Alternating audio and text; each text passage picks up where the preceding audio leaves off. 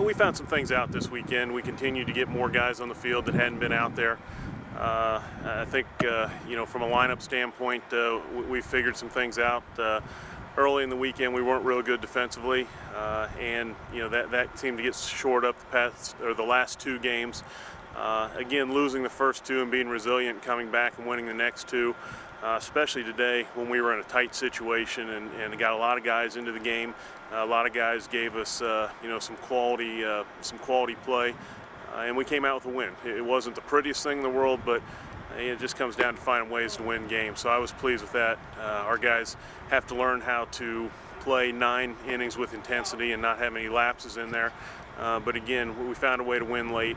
We kept our composure, and a lot of positive things from the weekend. Speaking of that composure, I mean, a guy like Alex Lincoln coming in to catch the 9th inning and makes a play that you guys practice all the time, but doesn't necessarily come up a lot. That fake to second, throw to third behind the runner.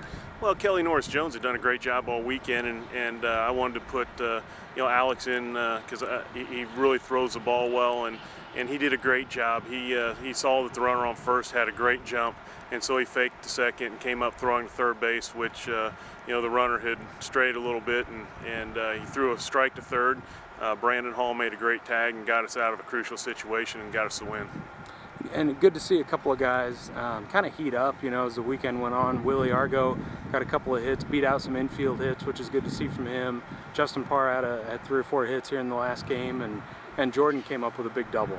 Well, we came up with some big hits, and we did have some guys that got hot. I think the thing that I was most impressed about the last 2 games was the fact that we used the short game. It's something we've always talked about, something we stressed our guys, but to get them to do it in the game, sometimes they won't or they haven't.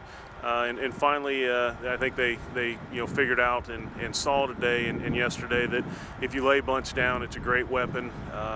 When we did lay bunts down, whether it's sacrifice or bunting for hits, we got some big hits, some big 2-out hits, some clutch hitting, and push runs across. So, offensively, we did a very good job the last 2 games.